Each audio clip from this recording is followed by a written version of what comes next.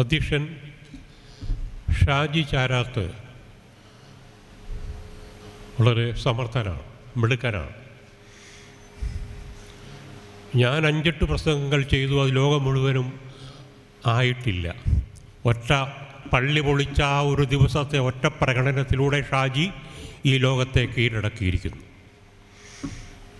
ഷാജിയുടെ ധാർമ്മിക രോഷത്തിൻ്റെ മുന്നിൽ ഇവിടുത്തെ വൈദികരും മെത്രാന്മാരും അടിയറവ് പറഞ്ഞു. ഞാനിന്ന് രാവിലെ ഇറങ്ങിയത്, കാഞ്ഞങ്ങാട് ഇറങ്ങിയത്, റെയിൽവേ സ്റ്റേഷൻ അറ്റാച്ചഡായിട്ടുള്ള ശ്രീമാൻ സ്റ്റീഫൻ മുരിക്കുന്നതിൻ്റെ വീട്ടിലാണ്. എന്നെ പല പ്രാവശ്യം വിളിക്കുകയും 1 മാസം മുമ്പ് എൻ്റെ വീട്ടിൽ വരികയും ചെയ്ത വ്യക്തിയാണ് ബാബു കതിരുപറ്റം. ഇവർക്കൊക്കെ, ഈ വേദിയിലിരിക്കുന്നവർക്കൊക്കെ, ഈ സമ്മേളനത്തിൽ പങ്കെടുക്കാൻ വന്നിരിക്കുന്ന നിങ്ങൾക്കൊക്കെ എന്തുകൊണ്ടാണിത് മെച്ചം? എന്താണ് മെച്ചം? നഷ്ടങ്ങളല്ലാതെ. ചിലർ നഷ്ടപ്പെടുത്തുമ്പോഴാണ് സമൂഹത്തിന് ലാഭങ്ങൾ ഉണ്ടാവുന്നത്. ഇത് ഒരു ലാഭമായി കണക്കാക്കിയാൽ മതി. ഞാൻ പോകുന്ന വഴിക്ക് നമ്മുടെ പള്ളിയിൽ കയറി. പള്ളി അവിടെ ഇല്ല. കുറേ കരിങ്കല്ലുകൾ കൂട്ടിയിട്ടിട്ടുണ്ട്. കരിങ്കല്ലുകൾ. ഞങ്ങൾ 40 പേർ അതിൻ്റെ മുന്നിൽ നിന്നു. ഒരു കാലത്ത് ഇവിടെ ഒരു പള്ളി ഉണ്ടായിരുന്നുവെന്ന് വരും തലമുറ പറയത്തക്ക രീതിയിൽ അതിൻ്റെ നാനാ അവശിഷ്ടങ്ങൾ അവിടെ കിടക്കുകയാണ്.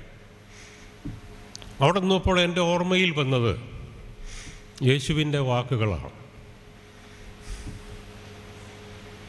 യേശു യെരുശലേം ദേവാലയത്തിൻ്റെ മുന്നിലൂടെ കടന്നു പോകുമ്പോൾ ശിഷ്യന്മാർ അദ്ദേഹത്തോട് ചോദിച്ചു, പ്രഭോ, കണ്ടില്ലേ എത്ര മഹത്വപൂർണ്ണമാണ്, ശ്രേഷ്ഠമാണ് ഈ ദേവാലയം.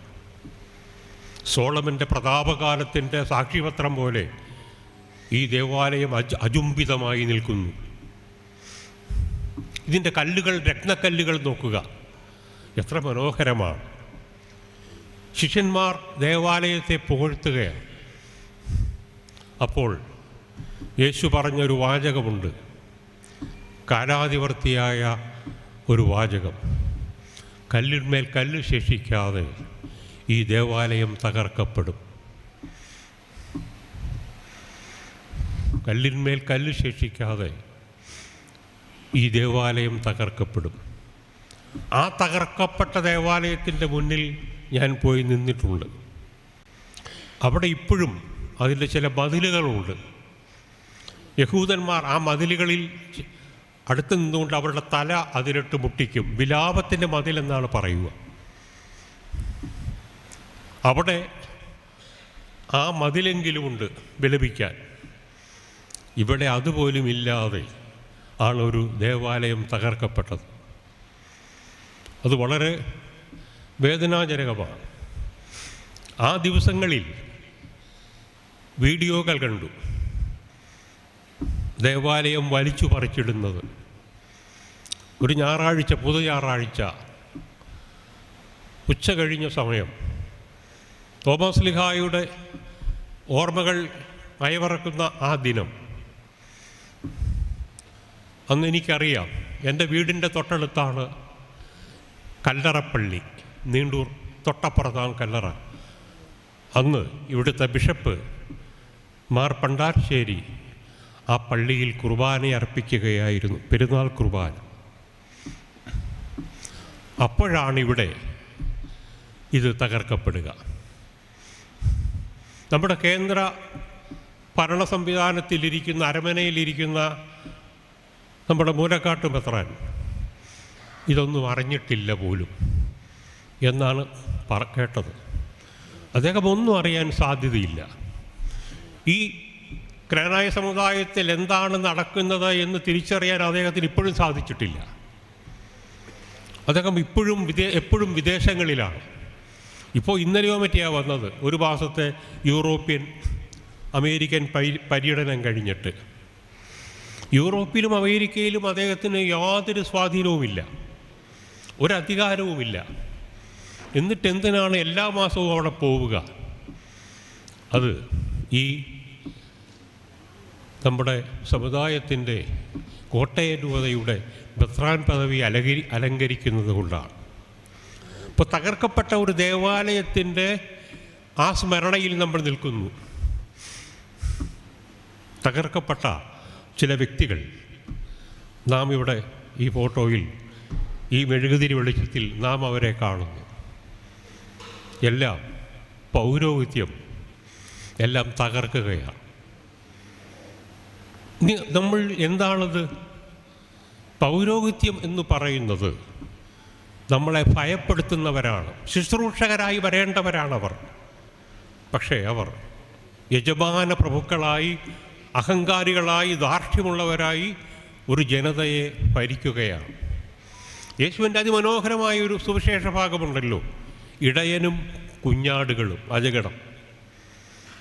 ഇടയൻ കാണാതെ പോയ ആടിനെ തേടിപ്പോകുന്നവനാണ് യഥാർത്ഥ ഇടയൻ. ആ ഇടയന്മാർ ഇന്ന് നമ്മുടെ മുമ്പിൽ അവതരിപ്പിക്കുന്നത് ഇത് തികച്ചും തെറ്റായ, ക്രിസ്തു യേശു വിരോധമുള്ള സവിശേഷമായ കാര്യങ്ങളല്ല, അതിന് വിപരീതമായ കാര്യങ്ങളാണ്. അതിൻ്റെ ഒന്നാമത്തെ ഉദാഹരണമാണ് ഈ പള്ളി പൊളിച്ചത്. എന്തൊരു ധൃതിയാണ്! കഴിഞ്ഞ ഞായറാഴ്ച കുർബാനയ്ക്ക് ശേഷം ഞാൻ SH ബാബുവിൻ്റെ അളവക്കാരനാണ്, കോട്ടയം. അപ്പോൾ അവിടെ 2 ആഴ്ചയായിട്ട് എൻ്റെ അടുത്താണ് അച്ഛൻ ഇരിക്കുക. അദ്ദേഹത്തെ കണ്ടില്ല. ഞാൻ ചോദിച്ചു, അച്ഛോ 2 ആഴ്ച കണ്ടില്ലല്ലോ? അപ്പോൾ പറഞ്ഞു, ഞാൻ രാജപുരത്തൊക്കെ ഒന്ന് പോയി, ഞാൻ ആ പള്ളിയുടെ പ്രദേശത്തും പോയി, എനിക്ക് വലിയ സങ്കടം വന്നു. കോട്ടയം രൂപതയിലെ ഒരു സീനിയർ വൈദികനാണ് എന്നോട് നേരിട്ട് പറഞ്ഞത്, എത്ര ധൃതിയായിരുന്നു അവർക്ക് ഈ പള്ളി പൊളിക്കാൻ. എന്തിനാണ് പള്ളി പൊളിച്ചിട്ട് എന്താണ് അവർ നേടിയത്? ആരുടെ നേട്ടമാണ്? ആരുടെ വിജയമാണ്? എന്തിനു വേണ്ടിയിട്ടാണ്?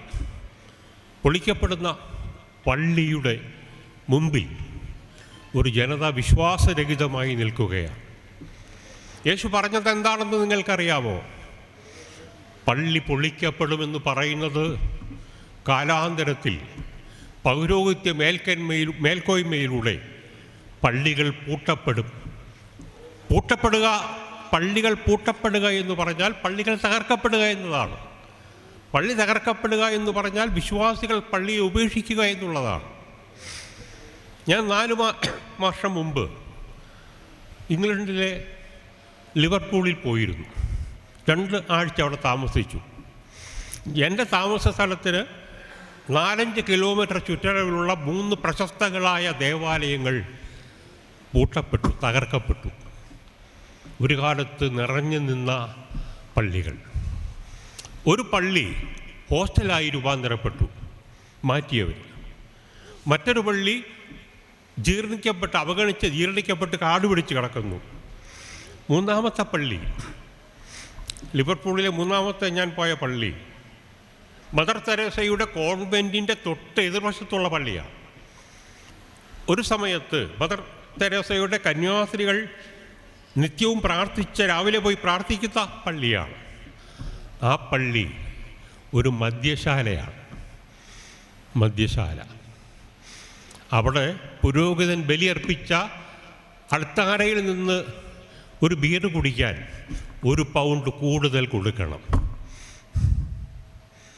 ഞാനവിടെ പോയി, ഒന്നിനു വേണ്ടിയിട്ടല്ല, ഇതിൻ്റെ ആന്തരിക ദുഃഖം അനുഭവിക്കുവാൻ. ഒരു കാലത്ത് ദൈവസ്തുതി സ്തോത്രങ്ങൾ ഉയർന്ന ആ പള്ളിയിൽ ഇന്ന് കാബറേ ഡാൻസ് നടക്കുകയാണ്. നൃത്താവിഷ്കാരങ്ങളുടെ ചിലമ്പൊലികൾ കേൾക്കുകയാണ്. ഇതാണ് പള്ളി പൊളിക്കുക എന്ന് പറഞ്ഞാൽ. ഈ മെയ് മാസത്തിൽ നിങ്ങളൊക്കെ വീഡിയോയിൽ കേട്ട് കാണും, ഗ്രാനായക്കാരുടെ ആദ്യത്തെ പള്ളി വാങ്ങിയത് UK ആദ്യത്തെ പള്ളി നമ്മൾ വാങ്ങിച്ചിരിക്കുന്നു.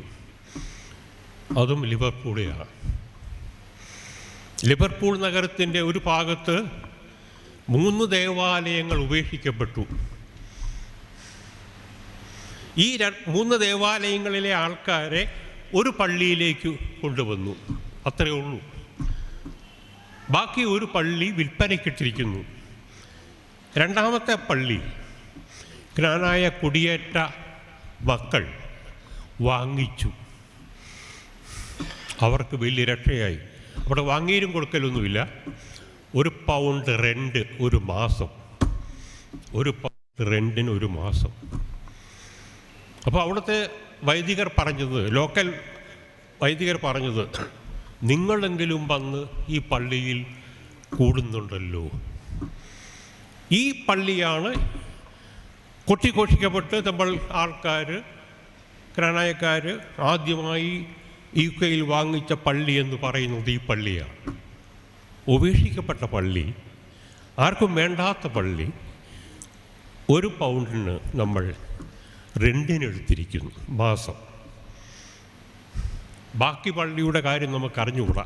ആദ്യത്തെ പള്ളി അവരെല്ലാവരോടെ ഒന്നിച്ചുകൂടെ. OSH ഒരു ഞങ്ങളുടെ തൊട്ടടുത്താണ് OSH. അവിടുത്തെ 35ഓളം വൈദികർ വിദേശത്തുണ്ട്. അപ്പോൾ എൻ്റെ ഒരു യാത്രക്കിടയിൽ ഓസ്ട്രേലിയയിൽ ഞാൻ പോയി. അവിടെ 4 OSHലെ ഗ്രാനായ വൈദികർ സേവനം ചെയ്യുന്ന ഒരു പള്ളിയിൽ പോയി. ഞാനും ഭാര്യയും ഉണ്ടായിരുന്നു. ഒരു ഞായറാഴ്ച അവിടുത്തെ 4 hour പള്ളിയിൽ 12 പേരാണ്. ഞാനും ഭാര്യയും ഉൾപ്പെടെ 12 പേരാണ്. ഇതാണ് പള്ളി പൊളിക്കപ്പെടുക എന്ന് പറഞ്ഞാൽ. ജനം പള്ളിയെ നിരാകരിക്കുമ്പോൾ, അതിനെ നിരാകരിക്കുമ്പോൾ, ഉപേക്ഷിക്കുമ്പോൾ സംഭവിക്കുന്ന ഒന്ന് ഇതാണ്: പള്ളി പൊളിക്കുക, കല്ലിന്മേൽ കല്ല് ശേഷിക്കാതെ പള്ളി ഇല്ലാതാവുക. നിങ്ങൾ മലബാറുകാർ കുറ്റപ്പെടുത്തുകയല്ല, നിങ്ങൾ നല്ലവരും ശുദ്ധരുമാണ്, നിഷ്കളങ്കരുമാണ്.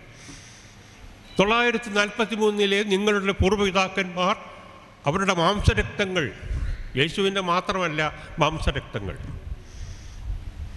നിങ്ങളുടെ പൂർവ്വപിതാക്കളുടെ മാംസരക്തങ്ങൾ വീണ അത് കുഴച്ച് ചാരിച്ചു പണിത പള്ളിയാണ് ഈ പള്ളി. അതൊരു മോണുമെൻ്റാണ്. നാം ചരിത്രത്തിൽ നാം പഠിക്കുന്നത്, ചരിത്രത്തിൽ നാം ഒന്നും പഠിക്കുന്നില്ല എന്നാണ്. നമ്മുടെ പുരോഹിതന്മാർ, പള്ളി സംരക്ഷിക്കേണ്ടവർ, അവർ പള്ളി പൊളിക്കുകയാണ്. അവർക്കറിയാം ഇതെല്ലാം താസന്റെ ഭാവിയിൽ പൊളിഞ്ഞു പോകുമെന്ന്.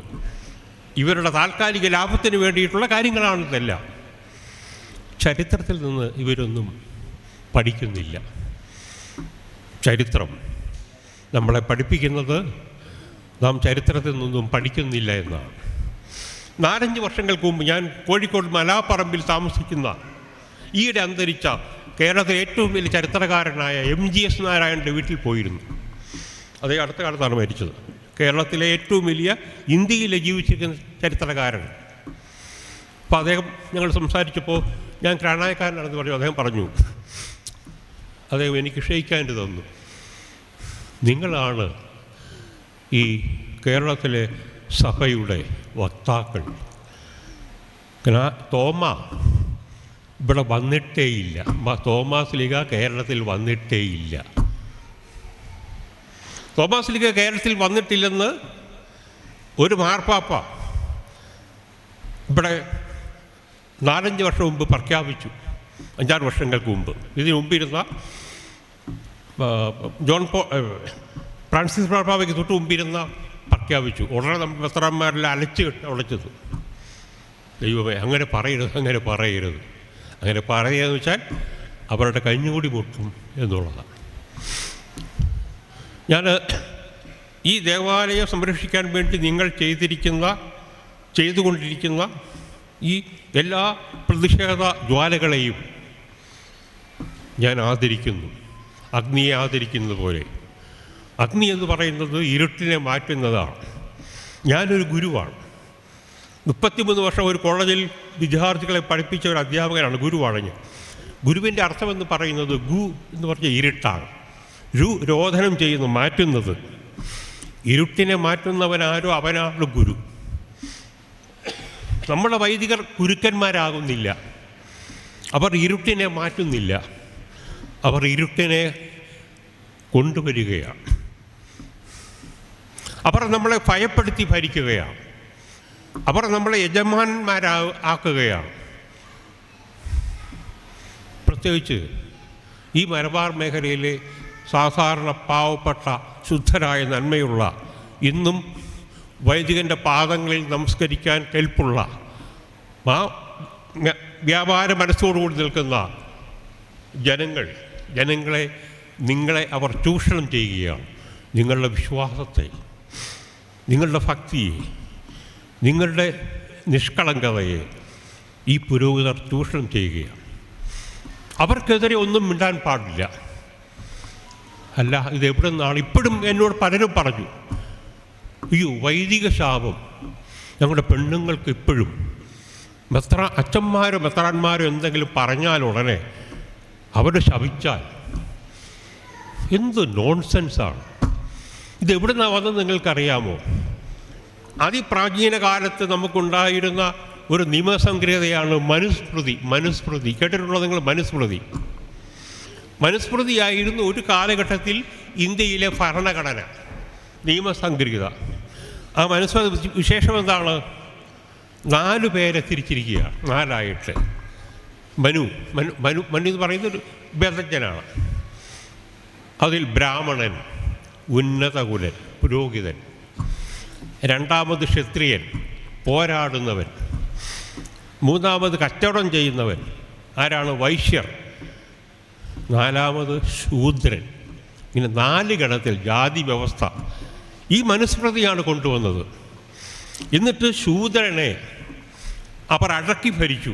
ബ്രാഹ്മണ്യം പുരോഹിതന്മാർ ക്ഷത്രിയനെയും ഈ ശൂദ്രനെയും വൈശ്യനെയും അവർ അടക്കി ഭരിച്ചു. എന്തിനാണെന്നറിയാമോ? ബ്രാഹ്മണ പൗരോഹിത്യം. അതിനവർ കൊണ്ടുവന്ന ഒന്നാണ് എന്താ? ബ്രഹ്മഹത്യയാണ് ലോകത്തിലെ ഏറ്റവും പാപം. ബ്രാഹ്മണനെ കൊന്നാൽ, പുരോഹിതനെ കൊന്നാൽ അതാണ് ഈ ലോകത്തിലെ ഏറ്റവും വലിയ പാപം. ആ പുരോഹിതനെതിരെ, ബ്രാഹ്മണനെതിരെ ആര് ശബ്ദമുയർത്തുന്നുവോ അവൻ നശിപ്പിക്കപ്പെടും. ഇത് മനുസ്മൃതിയിൽ എഴുതി വച്ചിരിക്കുകയാണ്. മനുസ്മൃതി എഴുതി വെച്ചെന്താണ്? ബ്രഹ്മാവാണല്ലോ സൃഷ്ടി. ബ്രഹ്മാവിൻ്റെ മുഖത്ത് നിന്ന് സൃഷ്ടിക്കപ്പെട്ടവനാണ് ആര്? ബ്രാഹ്മണൻ. ബ്രഹ്മാവിൻ്റെ കയ്യിൽ നിന്ന് സൃഷ്ടിക്കപ്പെട്ടവനാണ് ആര്? ക്ഷത്രിയൻ. ബ്രഹ്മാവിൻ്റെ കാലിൽ നിന്ന് പിന്നെ സൃഷ്ടിക്കപ്പെട്ടവനാണ് വൈശ്യർ. ബ്രഹ്മാവിൻ്റെ കാൽപാദങ്ങളിൽ സൃഷ്ടിക്കപ്പെട്ടവരാണ് ആര്? ഈ ശൂദ്രൻ.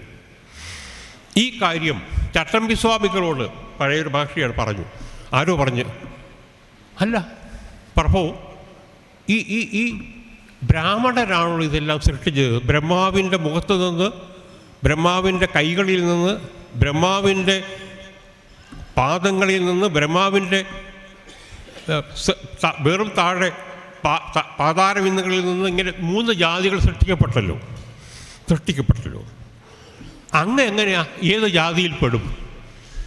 അങ്ങ് എവിടെയാണ് ജനിച്ചത്? ഉടനെ അദ്ദേഹം പറഞ്ഞത്, ഞാൻ തന്തയ്ക്ക് പറന്നവനാണ്. തന്തയ്ക്ക് പറക്കുന്നവരാണ് ജ്ഞാനായക്കാർ. യഥാർത്ഥ ജ്ഞാനായ തന്തയ്ക്ക് പിറന്നവരാണ് ജ്ഞാനായ മക്കൾ. ആരാണോ ജ്ഞാനായത്തെ തള്ളിപ്പറയുന്നത് അവർ ആ കൂട്ടരല്ല. നമ്മളാണ് ഈ ജനതയെ, ഈ ഒരു വംശീയ ജനതയെ വരും കാലങ്ങളിലേക്ക് കൊണ്ടുപോകേണ്ടത്. ഞാൻ അവസാനിപ്പിക്കുന്നു. ചില സാങ്കേതിക പ്രശ്നങ്ങളൊക്കെ എനിക്ക് കൊണ്ടുപോകുന്ന വഴി ചില ആരോഗ്യപരമായ ഒരു പ്രശ്നമുണ്ടായി. ഡോക്ടറെ കണ്ടെത്തിയിരിക്കുകയാണ്. ഏതായാലും നിങ്ങൾ ഭയപ്പെടരുത്. ഫ്രെഡറിച്ച് നിഷെ എന്ന് പറയുന്ന ഒരു ജർമ്മൻ ഫിലോസഫറോട് ചോദിച്ചു, ലോകത്ത് ഏറ്റവും വലിയ ഗുണം എന്താണ്? What is good? നിഷേ പറഞ്ഞു, to be brave is good. ധീരനായിരിക്കുക എന്നതാണ് നല്ലത്. നിങ്ങൾ ധീരന്മാരാവുക. നിങ്ങളെ ഭയപ്പെടുത്താൻ, നിങ്ങളെ ഭീരുക്കളാക്കാൻ പൗരോഹിത്യം ശ്രമിക്കും. അവരതിനുള്ള പല പരിപാടികൾ ആസൂത്രണം ചെയ്യും. അതിൻ്റെ ഒരു ഭാഗമാണ് ദൈവശാപം, വൈദിക ശാപം. അല്ല, ഈ 3 ആഴ്ച മുമ്പ് അഹമ്മദാബാദിൽ 242 പേർ പോയ വിമാനം തീഗോളമായല്ലോ. അതിൽ ഒരാളെ രക്ഷപ്പെട്ടുള്ളൂ. ഒരാൾക്ക് വൈദിക ശാപം കിട്ടിയില്ല. ബാക്കി 241 പേരും ഏതെങ്കിലും വൈദികരാൽ ശപിക്കപ്പെട്ടവരാണ്. വെറും നോൺസെൻസാണ്. ഇവർ നമ്മളെ ഭയപ്പെടുത്താൻ, കീഴ്പ്പെടുത്താൻ, അവർക്ക് എതിരാകാതിരിക്കാൻ അവർ അവസരോചിതമായി അവരുടെ പിടിയാളുകളിൽ പറഞ്ഞു വിടുന്നതാണ് ഈ ശാപം. അങ്ങനെയാണെങ്കിൽ ഞാനൊക്കെ ഈ 78 വയസ്സ് വരെ ഇവിടേക്ക് ജീവിക്കും. കുഞ്ഞുങ്ങൾ, ദൈവമേ, നിങ്ങൾ ഭയപ്പെടേണ്ട, നിങ്ങൾ ധീരന്മാരാവുക. നമ്മുടെ പള്ളികൾ അവർ ഇനിയും പൊളിക്കും. അവർക്ക് ഇനിയും ബ്രഹ്മാണ്ഡ ദേവാലയങ്ങൾ കെട്ടിപ്പടുക്കേണ്ടതുണ്ട്. അതിന് നിങ്ങളുടെ ചില്ലിക്കാശുകൾ വേണം. നിങ്ങളുടെ പിതാക്കന്മാർ രക്തമാംസങ്ങൾ നനച്ചുണ്ടാക്കിയ ആ പള്ളി, ആ ചരിത്ര സ്മാരകം അവർക്ക് വേണ്ട. സീറോ മലബാർ എന്ന് പറയുന്ന ഒരു മഹാസംഘടനയെ, ഒരു പ്രസ്ഥാനത്തിലേക്ക് നമ്മുടെ ഈ ചെറുരൂപതയെ, കോട്ടയം രൂപതയെ, ജ്ഞാനായുധത്തെ ഇല്ലായ്മ ചെയ്യുക, ലയിപ്പിക്കുക, അതിൻ്റെ അജണ്ടയുമായി വന്നിരിക്കുന്നവരാണ് ഇവരെല്ലാം. അതിൻ്റെ ഒരു ഭാഗമാണ് ഇത്. നിങ്ങളുടെ ഈ മലബാർ മേഖല, അതിനെ പടുത്തുയർത്തിയത് ഒരു ജയരാജച്ചനായിരുന്നു. ആ ജയരാജച്ചനായിരുന്നു ഇവിടെ വരേണ്ടിയിരുന്നത്. 22 കോട്ടയം രൂപതയിലെ വൈദികർ ഒപ്പിട്ട്, ആ ഒപ്പുകടലാസ് ഇപ്പോഴും എൻ്റെ കയ്യിലുണ്ട്, ഒപ്പിട്ട് 22 വൈദികർ ഒപ്പിട്ട് റോമിലേക്ക് അയച്ചു. ഞങ്ങൾക്ക് വേണ്ടത് മിഷൻ വൈദികനെ അല്ല മെത്രാനായിട്ട്, ഞങ്ങൾക്ക് രൂപതാ വൈദികനെയാണ് വേണ്ടത്. അവസാനം വന്നത് ഒരു മിഷൻ വൈദികനാണ്. അതാണ് നമ്മുടെ ഇപ്പോഴത്തെ മെത്രാൻ. ഇതൊക്കെ ഐറണികളാണ്. ആ ജയരാജച്ചനുണ്ടായിരുന്ന, ആ ജയരാജച്ചൻ കെട്ടിപ്പടുത്ത സാമ്രാജ്യത്തിലാണ് നമ്മുടെ ഒരു മെത്രാൻ ഇരുന്ന് വാണരുളുന്നത്, ഇതിനൊക്കെ ഒത്താശ ചെയ്യുന്നത്. ഇവരായിട്ടൊന്നും ഉണ്ടാക്കിയിട്ടില്ല. ഈ 2006 കോട്ടയം രൂപതയിൽ ഭരണത്തിലേറിയ ഈ മത്തായി നമ്മുടെ മെത്രാൻ, മൂലക്കാട്ട് മെത്രാൻ, ഈ സമുദായത്തിന് വേണ്ടി ചെയ്ത ഒരു കാര്യം നിങ്ങൾ എഴുന്നേറ്റ് എന്നോട് പറയുക. പിതാക്കന്മാർ, ഒന്നശ്ശേരി ബിഷപ്പും തറയിൽ ബിഷപ്പും ചൂളപ്പറമ്പിൽ ബിഷപ്പും ചെയ്ത പ്രവൃത്തിയുടെ നന്മയുടെ ഒരംശം നാം ചെയ്തിട്ടുണ്ടോ? പിന്നെ നിങ്ങൾ എന്തിനാണ് അദ്ദേഹത്തെ നടവിളിച്ചു കൊണ്ട് നടക്കുന്നത്? എന്തിനാണ്? അദ്ദേഹം ചെയ്തത് സമുദായത്തെ സംരക്ഷിക്കുക മാത്രമല്ല, ആ സംരക്ഷിക്കുക എന്ന് പറഞ്ഞ ഇടപാടിലേക്ക് അതിൽ നിന്ന് വഴുതി മാറി മാത്രമല്ല, അതിനെ നശിപ്പിക്കുക എന്ന ഒരു പ്രക്രിയയിലേക്ക് കൂടി ആ മെത്രാൻ പോയിരിക്കുന്നു.